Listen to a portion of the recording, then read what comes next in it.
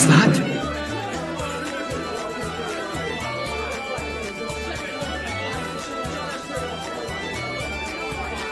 And that was without even a single drop of rum.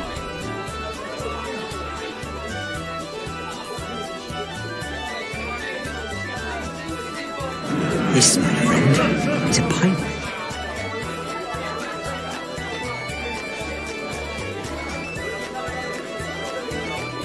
Why don't you just pull up a stool and have a drink with it?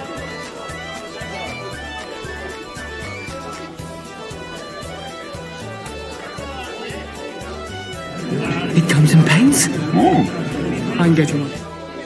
You've had a whole half already! Good night and party on! Party on, Wayne! Party on, Garth.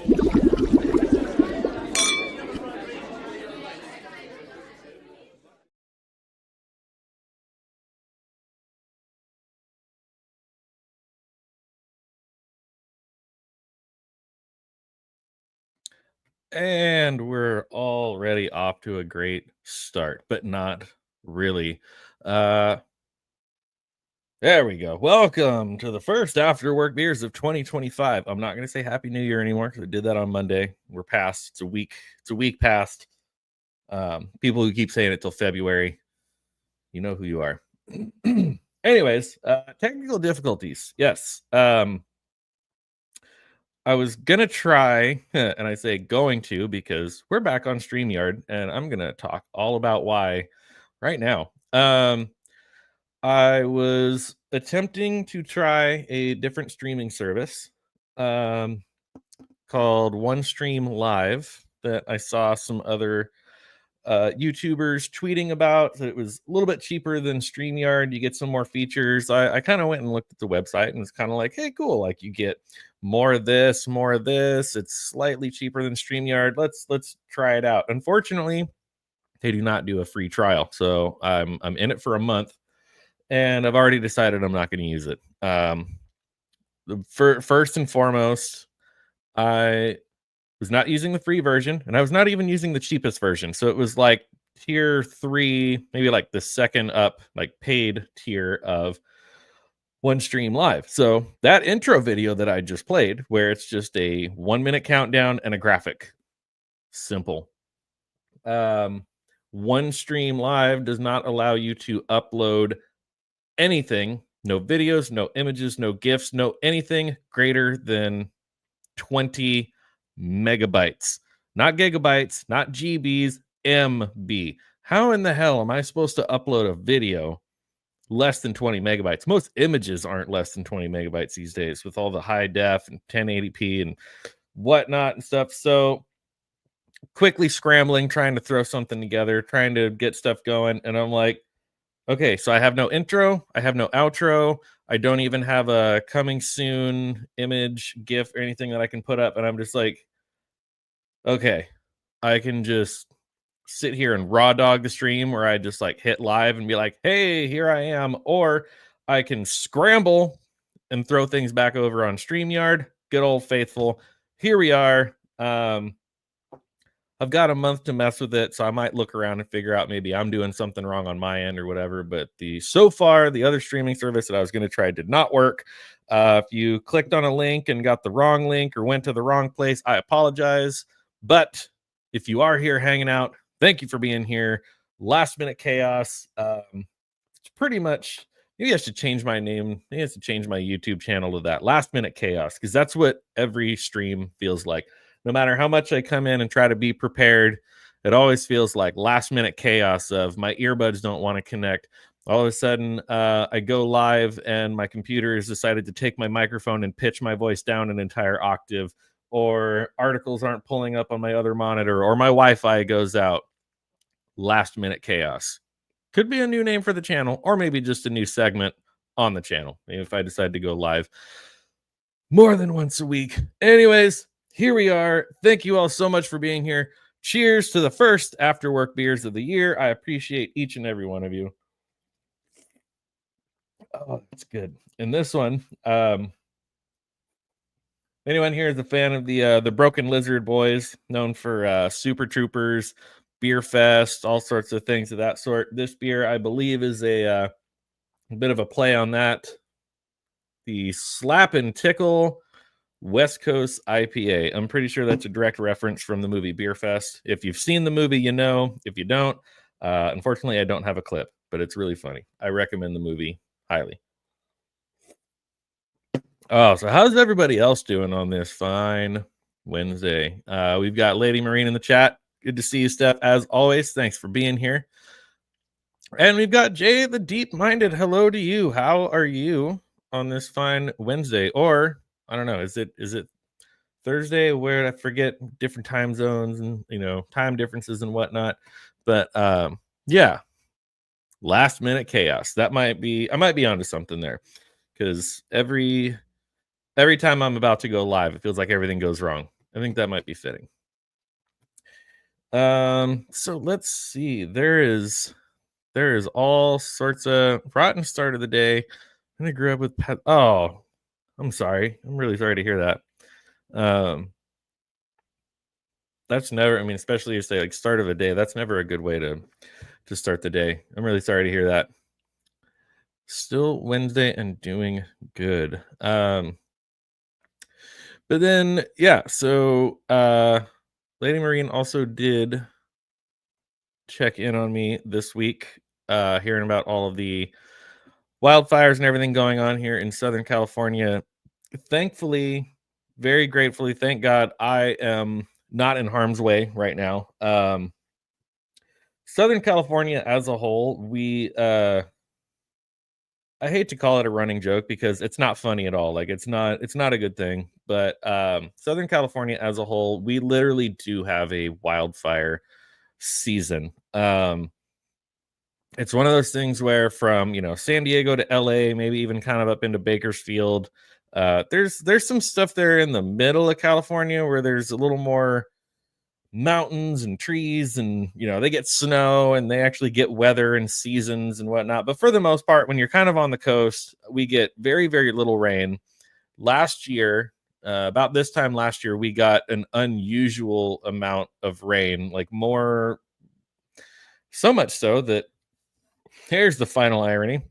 We got so much rain in January of last year, and because our city officials don't do a good job of keeping the storm drains and everything else clear, roads backed up, things flooded, and people's homes and vehicles and other things got messed up due to flooding. Now, because of all of that rain and all of that, everything got very green and very lush, but then it always gets very, very dry. And when it gets dry, usually around October, is when we start to have our fire season. This is in January, is actually slightly late.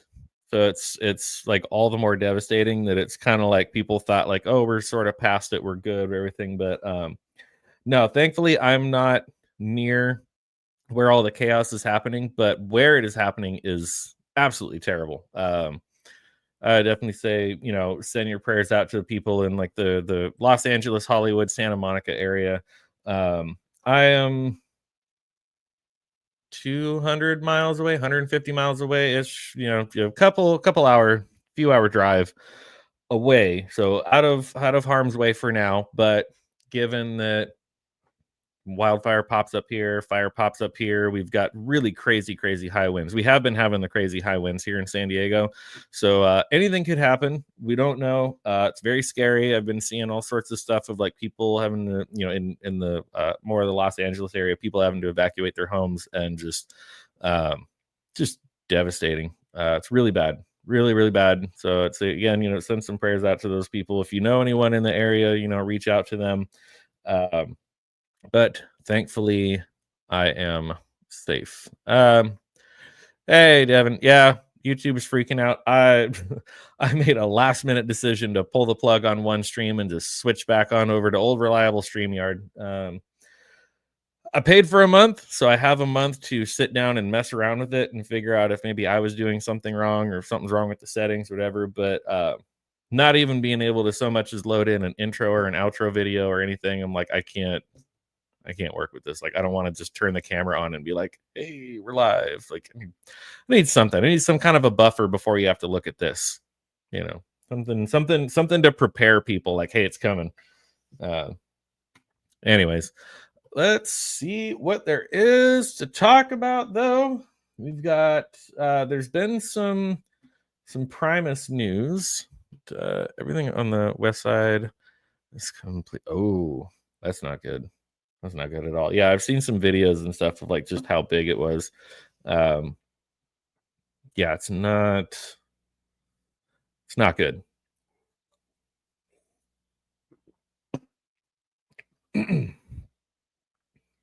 But unfortunately, again, like a lot of these things get started by the homeless encampments, because we're in that super fun time of year right now where the mornings can be in the 30s or 40s. And I know those of you that are outside of California are laughing and going, oh, we're in the teens, we're in the negatives, we're okay, fine. But when you're used to 75 and sunny, 40 degrees is pretty cold.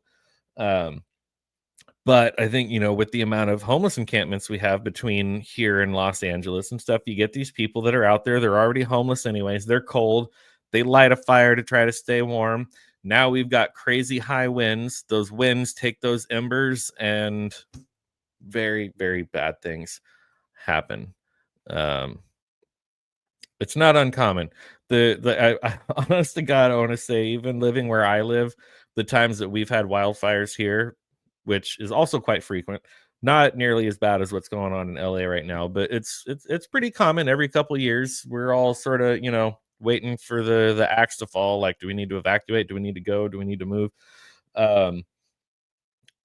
It's somebody flicking a lit cigarette butt out their car window on the side of the road, or homeless encampments.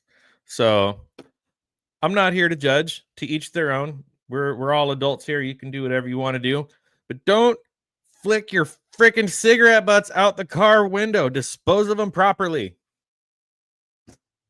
Anyways, there's a video of a homeless guy just starting brush fires. Yeah, there is that too. That definitely happens. It's not good. It's not a good thing.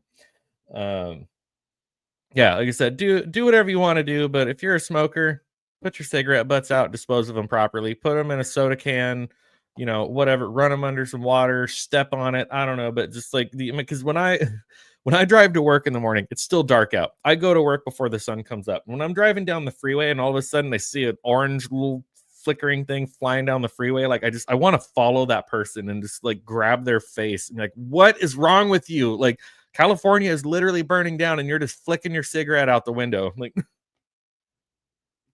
happens all the time. I see it every year. I mean, I see it all the time, but it's like even more so when there's all these stories of literally like our state burning to the ground, both, metaphorically and physically, literally. And just the people that are just like, bing! Oh, once it's out of my hand, I don't care anymore. Like, okay, well, that's, yeah. 2 number 1 causes of wildfires in California: cigarette butts and homeless encampments. So welcome to California. Yeah. And yeah, there's a whole other discussion that could be brought into about, when Newsom was saying that there's going to be better fire preparedness now that Biden is in office. He said this back in 2021, and then Newsom and his thing, and then even the Los Angeles city mayor. But I don't want to get super political about it. It's whatever's happening now. It's happening. It's already happening, and it's really bad. It's really tragic. But let's talk about some music news. Let's move on to some good stuff. But like I said, if you know anybody, if you have any friends that are in those areas, definitely reach out to them, check in on them, because lots of people are being evacuated. Lots of people are losing their homes, unfortunately. So yeah, but let's talk about some fun stuff. Let's talk about music. We've got, you know what? I think I might want to start with the Oliver Anthony thing, because I haven't listened to this song yet. Yeah, let's try this one. Let's do a little Oliver Anthony news. I always love a good Oliver Anthony story. I love that he's very anti-music industry. Like, he had his viral moment, and overall, I think his popularity has kind of waned. It's sort of like he had his moment and then, kind of whatever, but he keeps kind of doing his thing, and I appreciate it, because he just doesn't care what people think about him. Oh, so many ads. Get out of here. Get out of here. And I just love the headline of this one. Richmond, north of Richmond. I love it also, like, that's always the way that they preface it. That's like because that was this big viral song. They always have to be like, oh, the Richmond, north of Richmond singer, blah, blah, blah, whatever. What is this? Richmond, north of Richmond singer just gave the elites another middle finger like a true patriot. He's been an interesting story to keep a close watch on because when he went viral with this song, the one that's named in the headline here, the people on both sides of the political aisle kept trying to be like, oh, it's about this, oh, it's about this, it's blah blah blah, whatever, and people kind of attacked him in different ways and this and that and the other. And he basically came back and he's like, no. He's like, I'm not a conservative, I'm not a liberal. He's like, both political parties are screwed up, both political parties are corrupt. He's like, this is about all y'all, about all of you, everybody. And then of course there's all the people out there going, oh, he was a plant, it's just astroturfing, this, that, and the other, whatever. It's like, no, I think this is just a guy that, you know, lives out in the sticks, who's fed up with all the nonsense that's going on in the world from both political parties. And he wrote some songs about it and just happened to go viral because a lot of other people were like, yeah, I feel the same way, I agree. So remember Oliver Anthony, the random country singer who went insanely viral a few years back with his song, which we've already talked about in great lengths. Well, he's back and he's doing the Lord's work from an active coal mine. That's right, an active coal mine, hard hat and all. West Virginia, God's country. Anthony chose to resurface in the most badass, most American way possible. Legend. I like this article so far. We were recently able to compare respects to a great crew of underground coal miners in Lager, West Virginia, Anthony said on his YouTube page. Billy Contreras, one of the world's best fiddle players, was also able to be a part of these recordings of Ol' Red and several other new original songs we played for the miners. This was an active mine, and we were required to wear hard hats. Take a look. So there's the video. We'll get into it in a minute. If it's multiple songs, we're not going to be able to watch the whole thing, but I'm definitely going to pull it up and play at least some of it because I haven't watched it yet. I always like to kind of pull this stuff up live as I'm doing this and sort of get some honest reactions and see where we're at.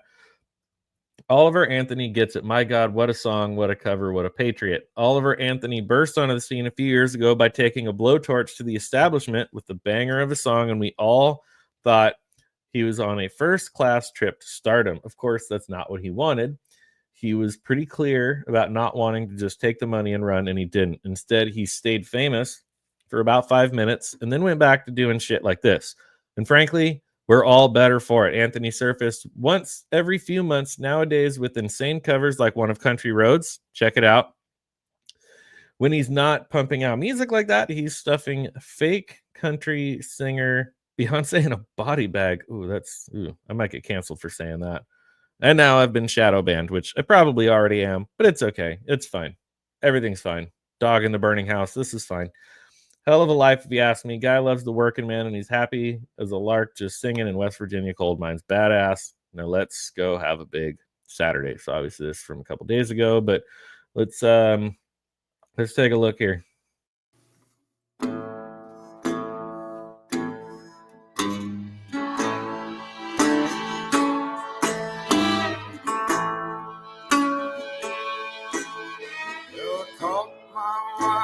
Another man, and it cost me 99 on a present farm in Georgia, close to the Florida line. Well, I've been here for 2 long years. I finally made the world my friend, and he sentenced me to a life of fees, taking care of old Red. Old Red, he's the damnedest dog I've ever seen. He got a nose I can smell, a 2-day trail. He's a 4-legged tracking machine. you can consider yourself mighty lucky to get past the gators and the quicksand beds. But all these years that I've been here, ain't nobody got past red. And the warden sang, "Come on, somebody, why don't you run? Old red kitchen to have a little fun. Well, get my lantern, get my gun. Red'll have you treat for the morning come."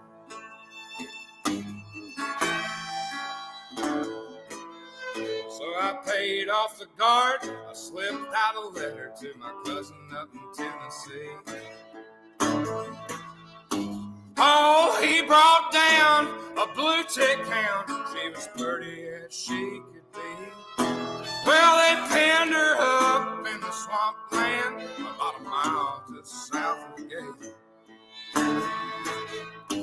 I take old Red for his evening run. I just drop him off and wait. And the warden sang, "Come on, somebody, why don't you run? Old Red's itching to have a little fun. Well, get my lantern, get my gun. Red'll have you treat for the morning come."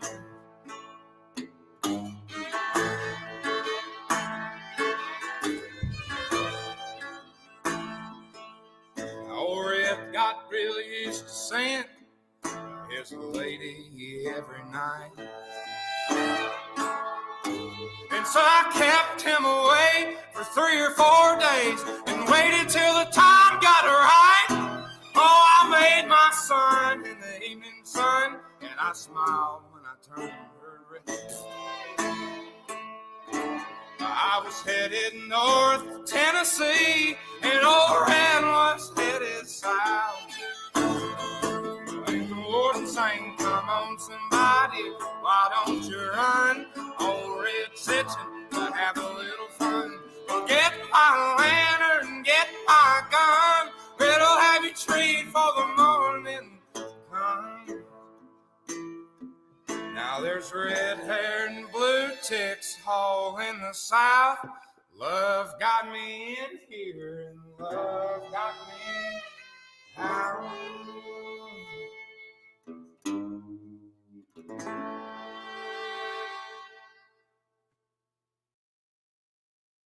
All right, so there we have it. A new song, a new video from Oliver Anthony, literally from a coal mine. I think that's pretty rad. You gotta be careful though, Devin. You apparently are culturally appropriating the Appalachian people by saying that you like to hunt and fish and all that, but not actually being from Appalachia. So watch yourself, buddy. Watch yourself.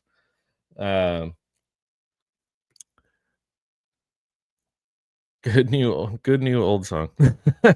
Great setting for performance, authentic and raw. Love it. Yeah, and I think that's what people love about him. Honestly, I feel like if this was any other musician, any other celebrity, people would probably just be like, "Oh, this was just a photo op. Like this was just a publicity stunt."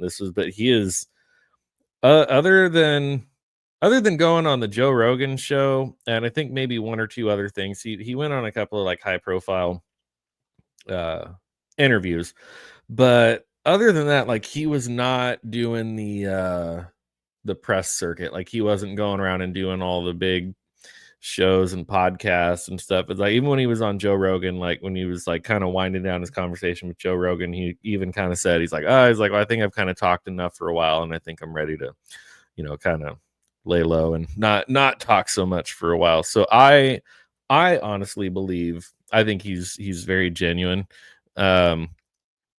in what he says and what he does. Other people might feel differently, but he's not seeking the fame and fortune. He's not looking for, he had people throwing record labels at him, throwing money at him. Oh, we'll get you the tour bus. We'll get you this. We'll get you that. All this stuff. And he's like, no, like, I don't want to be part of the music industry machine.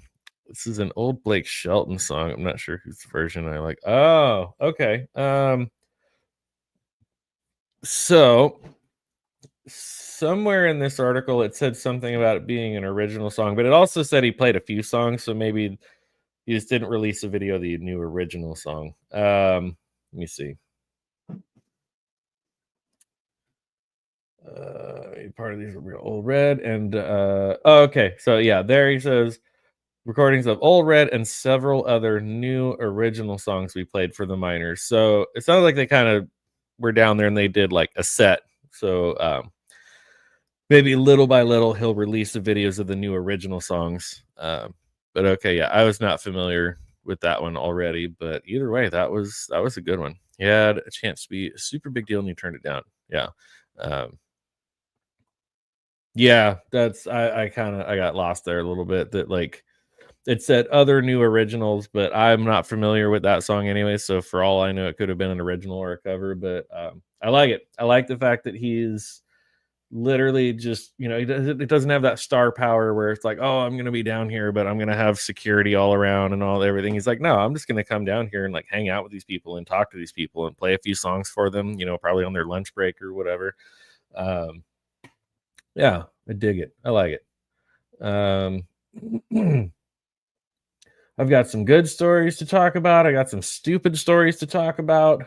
Okay, this is one.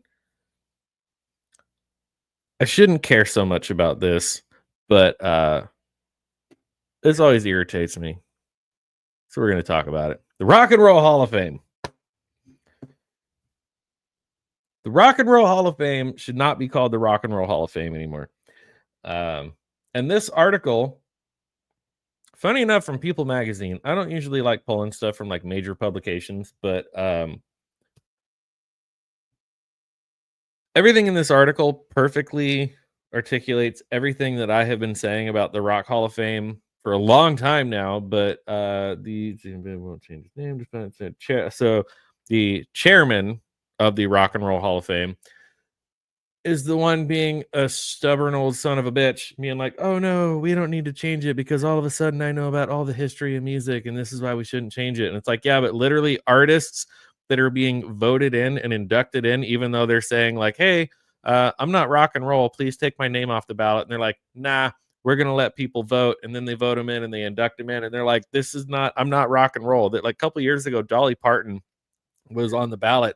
And Dolly Parton, being the classy act that she is, she was like, I'm very flattered. I appreciate the nomination. But she's like, I don't feel that I'm rock and roll. I don't feel that I've earned this nomination. Could you, take my name off the ballot? And they were like, no. So she got inducted and she gracefully accepted, but was just like, I'm not rock and roll. Like, I don't belong here. So, but then even Jay-Z, there's like quotes from like a conversation with Jay-Z and other people. And it's like, just stop calling it the Rock Hall of Fame. Cause it's not, they inducted Cher. All right. Let's talk about the Rock and Roll Hall of Fame. Oh, I'm all worked up now. Oh, it's so stupid. Why the Rock and Roll Hall of Fame won't change its name despite multiple stars' complaints.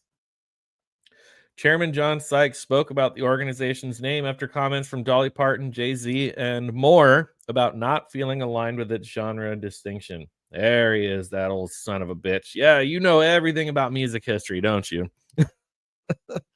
Ah, jeez. Ugh.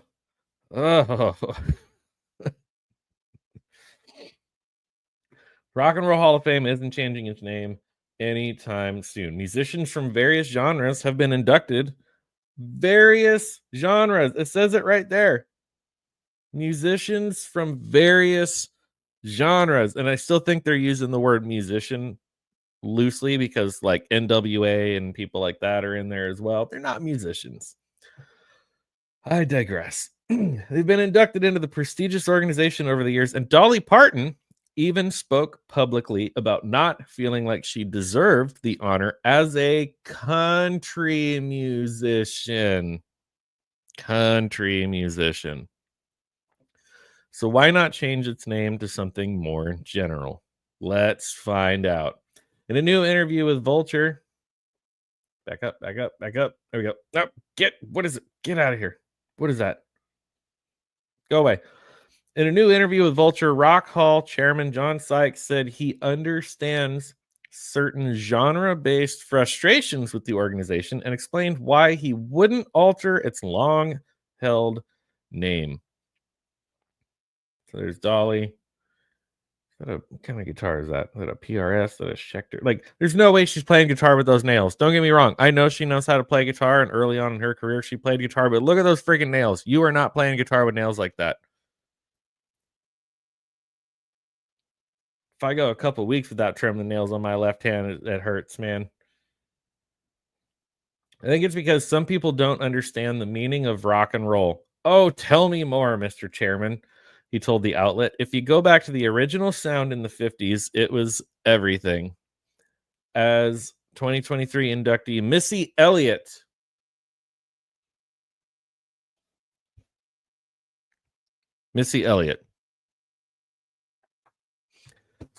calls it, it was a gumbo. It just became known as rock and roll. I reject that opinion wholeheartedly. Absolutely not. No. But we're going back to like the 50s. People in the 50s that were in bands that became known as rock and roll would sing. Rappers just talk over a backbeat. And hey, you know what?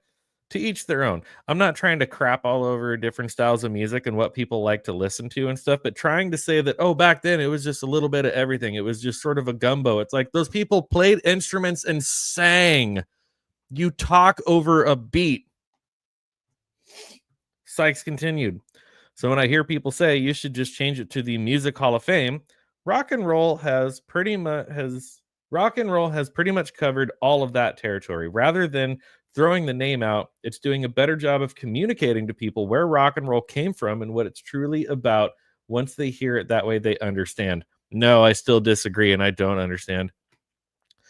Cher and Dolly do have a rock connection. They both had hits with songs written by Richie Sambora and Bon Jovi.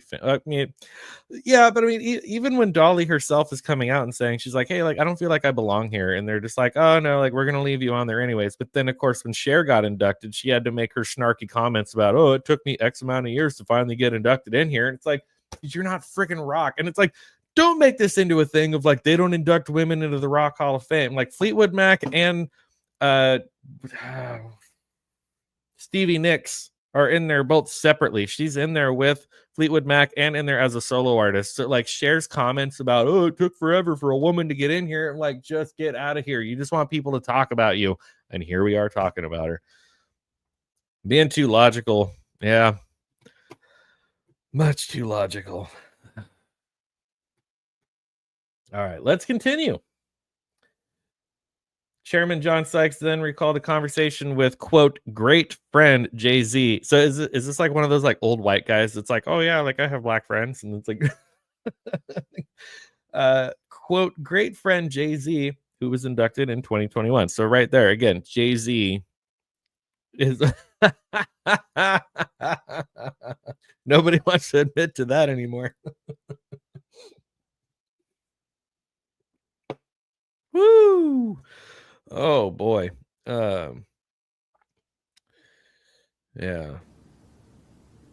No, man. Shit, no, man. I believe you get your ass kicked saying something like that, man. So even Jay-Z said he was inducted in 2021, having this conversation with the chairman of the Rock and Roll Hall of Fame. He says, I was so excited, but he told me rock is dead. It should be called the Hip Hop Hall of Fame, which I also know. Like, there are more rock acts in there than not. So it's like you could make your own Hip Hop Hall of Fame, but like just change this one to Music Hall of Fame. People that are in there have had impacts on the music world. Like, don't get me wrong. I'm saying that a lot of the people that are in there, not all of them, but a lot of the people that are in there have had their impact on the musical world. Just call it the Music Hall of Fame. But they're stupid, stubborn, old ass chairman is just like digging his heels in and not. So Jay-Z is saying, change it to the Hip Hop Hall of Fame. And I said, well, hip hop is rock and roll. He goes, no, it isn't. And I said, we've got to do a better job of explaining it. Little Richard, Otis Redding, Chuck Berry.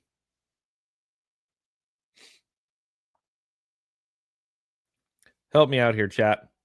I'm going to read those names again.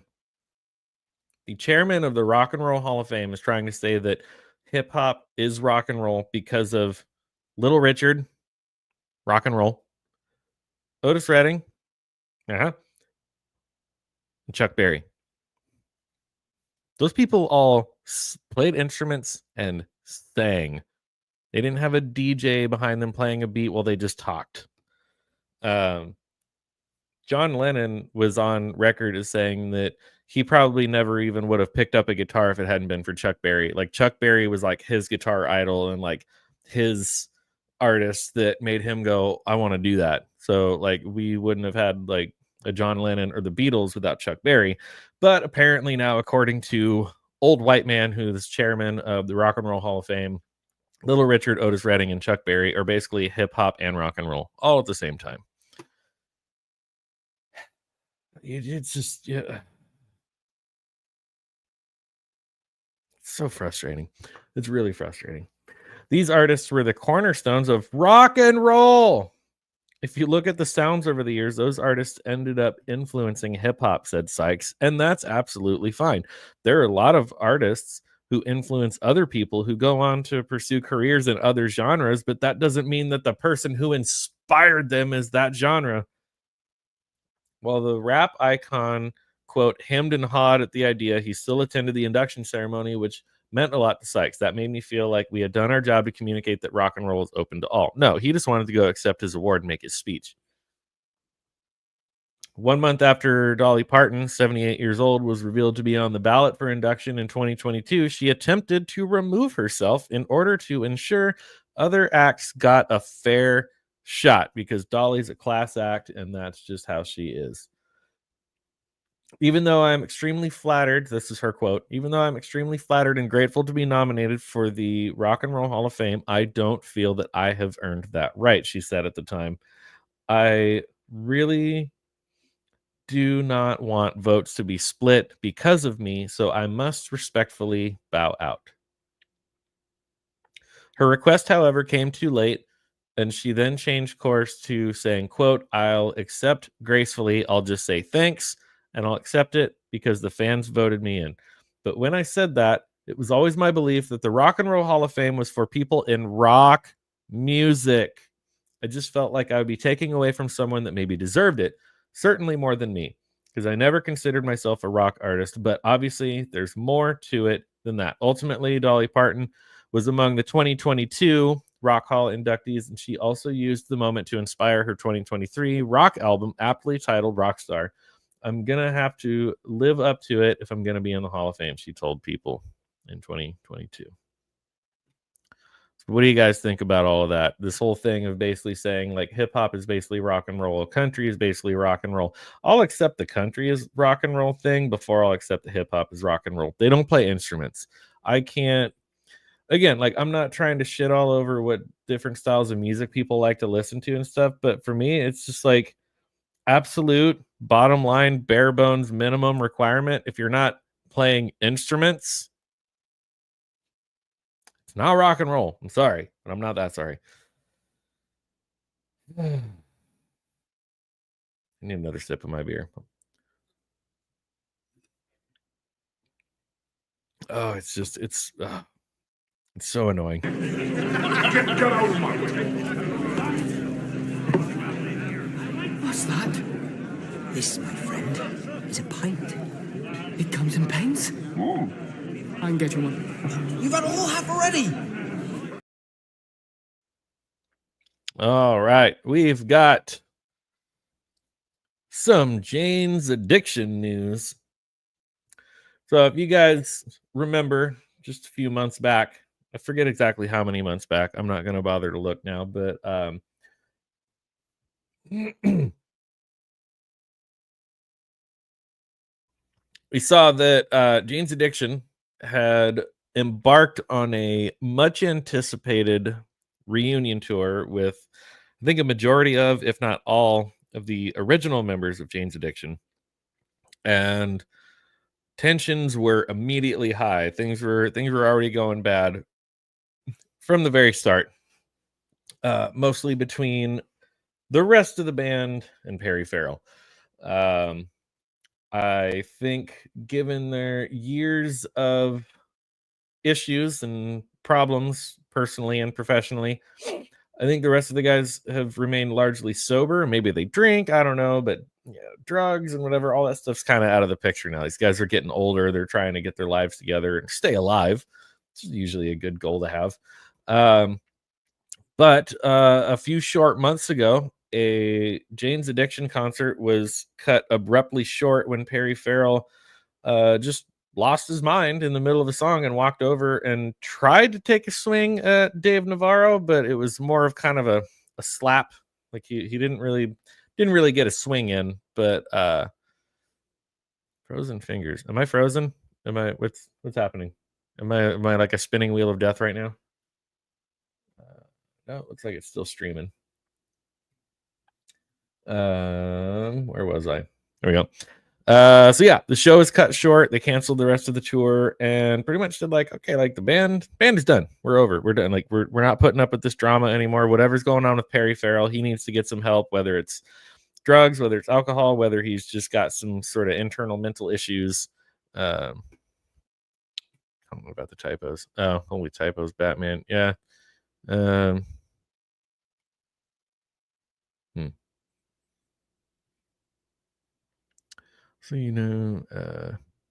sorry, I think I forgot to highlight this comment. Also, way too much about music for this article. Yeah.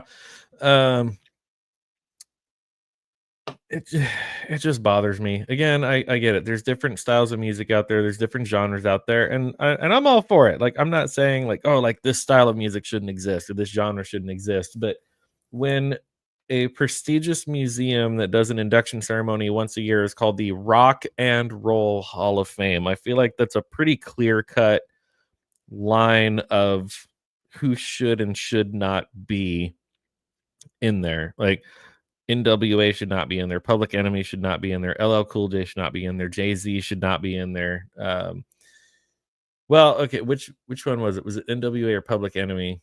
I know, like the one of the ones that they did the crossover with Aerosmith, maybe, but even then, it's like they were intentionally blending the genres of like, we're gonna take a rock band and we're gonna blend it with hip hop. So it didn't make the hip hop guys rock. It didn't make the rock guys hip hop. Like if there was a hip hop Hall of Fame, they wouldn't put Aerosmith in the hip hop Hall of Fame. So I'm just saying, if you're not gonna call it the Music Hall of Fame, then we need to be more selective about who gets in as a rock act. I'm no expert. I'm no historian. I know what my ears tell me. And you just know when you hear a song, it's like, okay, that's a rock song. And it's like, that's a hip hop song. That's a rap song. That's a R&B. That's pop. That's you kind of know. You kind of know. Anyways, let's get back to Jane's Addiction. 3 members of Jane's Addiction, bassist Eric Avery, drummer Stephen Perkins, and guitarist Dave Navarro are working together on new music. I mean, he is the rock. I mean, is he like the absolute, like the rock, like the authority on rock? Maybe. Yeah. You're. I don't have a funny clip to play for that one. All right, here we go. Yeah, well, that's just like your opinion, man. But you do give me a chuckle. I do appreciate our conversations. Friday, January 3rd, Avery took to his Instagram to share a short video of him laying down bass tracks at a studio, and he included the following message: writing some more new lines to some of Steven's drumming. Look forward to getting Mr. Navarro on them 2025. Last September, Jane's Addiction announced the cancellation of its remaining tour dates following an onstage altercation between singer Perry Farrell and Dave Navarro. The band said it made the difficult decision to take some time away as a group, therefore scrapping the rest of the dates on their tour. A short time later, Navarro, along with Perkins and Avery, posted a joint statement to their respective Instagram accounts in which they said the cancellation of the tour is a result of a, quote, continuing pattern of behavior and the mental health difficulties of Perry Farrell. Our concern for his personal health and safety, as well as our own, has left us no alternative. We hope that he will find the help he needs, the statement read. Navarro, Perkins, and Avery expressed regret at the cancellation, but added that they can see no solution that would either ensure a safe environment on stage or reliably allow us to deliver a great performance on a nightly basis. So during one of my live streams talking about all this Jane's Addiction drama, I played some videos, and it's very clear that Perry Farrell doesn't have the voice anymore, which is hard to do, 30 years later. You get older, things change. The rest of the band can change the key of the song and stuff, but it sounded like he was still trying to reach and still trying to hit those notes that he could sing probably in his 20s and 30s, that now probably in his 50s or maybe even 60s, you can't sing like that anymore. You can't hit those notes anymore. And he needed to be honest with himself with that. So saying that like they couldn't even reliably deliver a show because they didn't know, it's like, is he going to be drunk? Is he going to be loaded? Like, can he even sing? Like, he can't hit the notes, and they didn't want to transpose the songs apparently.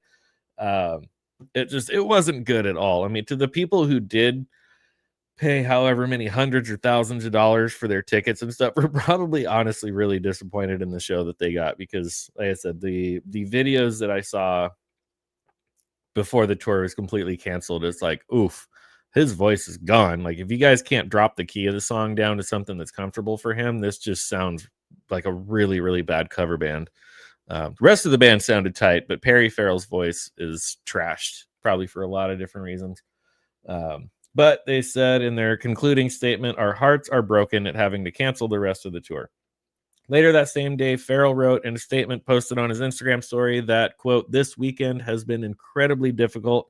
And after having the time and space to reflect, it is only right that I apologize to my bandmates, especially Dave Navarro, fans, family, and friends for my actions during Friday's show. His statement added, unfortunately, my breaking point resulted in inexcusable behavior, and I take full accountability for how I chose to handle the situation. There's some weird ads popping up on this article, and they're like in between every paragraph. A few days after the tour cancellation, Jane's Addiction released a new single called True Love. The track, which was performed live for the first time in 2023, had been played at a few other shows since. It was the second new single from the band's classic lineup. So they're not necessarily saying original lineup, but classic lineup of Farrell, Navarro, Perkins, and Avery, following Imminent Redemption, which arrived in July of 2024. True Love was written by Farrell, Navarro, Avery, and Perkins, with assistance from touring guitarist Josh Klinghoffer. Wait, isn't that the guy that was in the Red Hot Chili Peppers for a couple of years? Josh Klinghoffer. Anyways, let's skip over that ad. Now we're just talking about them releasing singles and songs. And Navarro set out. What was that? Klinghoffer, former member of Red Hot Chili Peppers, who also records with Eddie Vedder. Oh, man, don't even get me started on Eddie Vedder. That's a whole other topic for a whole other stream. How much he bothers me now. I don't think there's really anything else in here. It's all just sort of a recap of, that's it. Okay. So, have to get stuff at the store now. Probably have state shut down tomorrow or Friday because of ice. Oh, yeah, definitely go get what you got to get. Stay safe on the roads out there. And, probably talk to you later tonight or tomorrow. But have a good rest of your night, Steph. Thanks for tuning in. Cheers. Happy Wednesday. And we've got some Primus news. Let's talk about Primus. If you remember, also a couple months ago, Primus drummer Tim Alexander very abruptly quit the band, like via email, and like wouldn't even talk to the guys. He was just like, I'm out of the band. Like, that's it. So they did what the Smashing Pumpkins actually did about maybe a year ago. Kind of an interesting thing for a well-known band to do, is to put out an open bid for a replacement musician. Rather than calling friends, managers, record labels, going through paths of people that they know, they just put it out there and said, do you want to be the new drummer of Primus? Send us some demo videos, send us some info, send us, tell us about yourself, and you could potentially be hired to be the new drummer for Primus. Primus is an interesting band for a lot of different reasons. First and foremost, the obvious, their musical style. Les Claypool is a very strange creative genius in that he's very creative, he's very brilliant, but he's very strange, as is Primus's music. But then also they're one of those bands where they're very prevalent in the 90s, like their big heyday, and a lot of their best known songs and albums are from the 90s, but then they disband, then they get together, then they disband, and then they're like, well, we're together and we're touring, we're not releasing new music, but we're going to do some shows, and we're going to, and apparently they're really good friends with the guys in Tool. Go figure. Les Claypool himself actually auditioned to play bass for Metallica after the early tragic death of Cliff Burton, to which I think they all knew right away. They're like, this isn't your style, this isn't your gig, like you should go start your own thing. And then thus Primus was born. But he still did. Les Claypool really did audition for Metallica because he's friends with those guys too, from the Bay Area.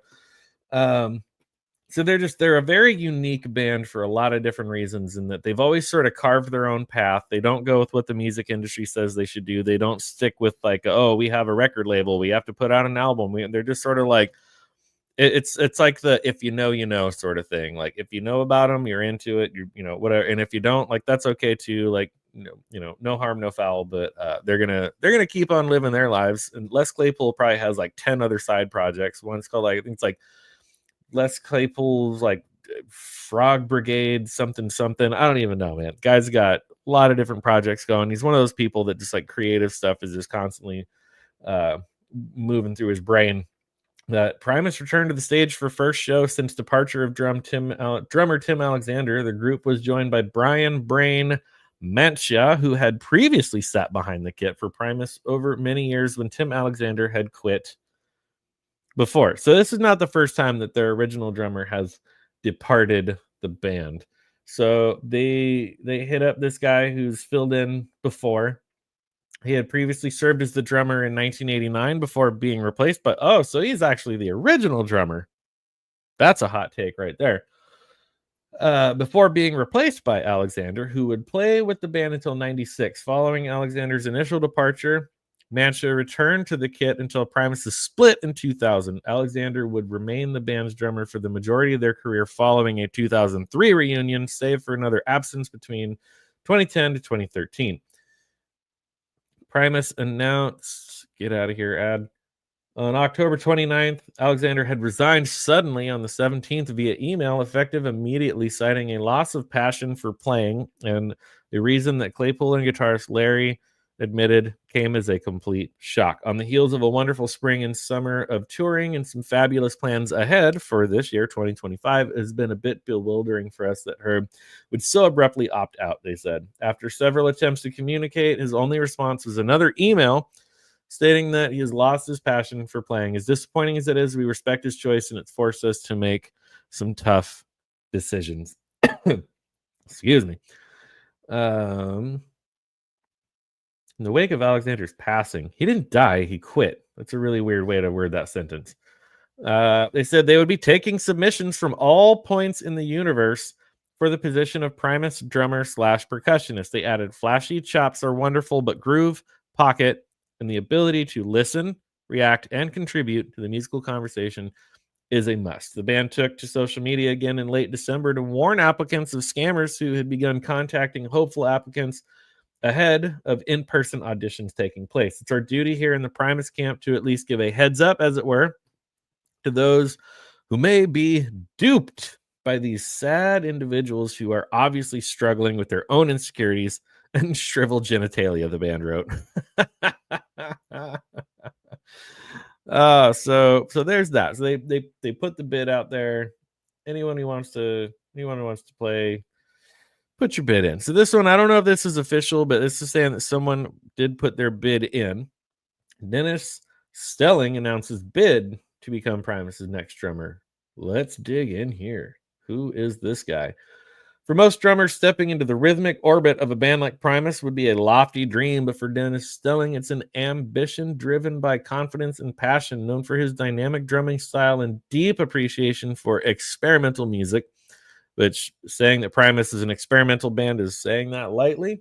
Stelling has made waves by publicly announcing his intent to fill the formidable shoes of Primus's departing drummer. This move isn't just audacious, it's a testament to the power of self-belief in the unpredictable world of music. So who are you, and why are we reading about you? That kind of looks like Nerdrotic. Is that Gary? Is Gary auditioning to be the new Primus drummer?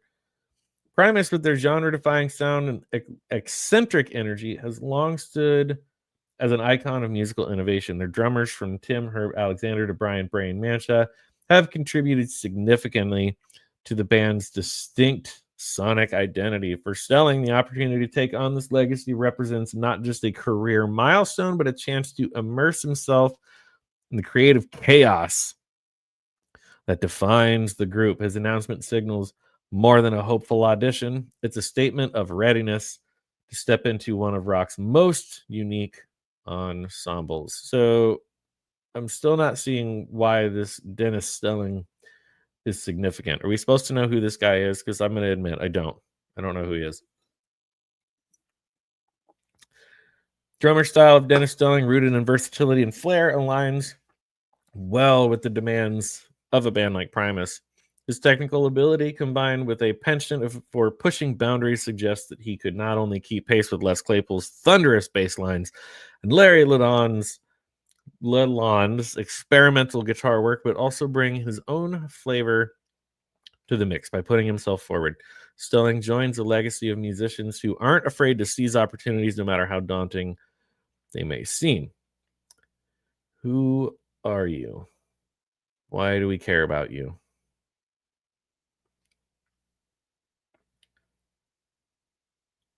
I don't know who this person is. So they're talking about how this person threw his bid in there to be their new drummer, but it's like, has he played in other bands? Is he well known for anything? Like, who are you? Why should we care who you are?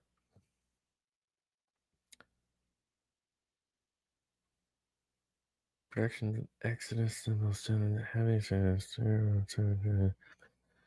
It's terrific. I'm not seeing anything about any other like bands or anything that he's been in or why he's a notable name. So sort of an odd thing.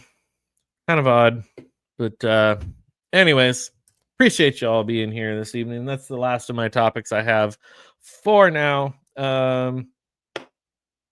And yeah, what did I say? Last Minute Chaos. Yeah, I was like, then I should change the name of my channel to Last Minute Chaos, because that's exactly what it was. As I said in the very beginning, if you weren't here in the beginning, quick recap. I was going to test out a new streaming service. I'm currently using StreamYard. I'm on StreamYard as we speak right now. And just being out there on the Twitterverse, or the X, whatever the hell it's called now, I'd seen some other content creators talking about this other streaming service that was cheaper than StreamYard, had some more features, had some other cool stuff. So I was like, cool, like maybe I'll check it out. I'll try it out.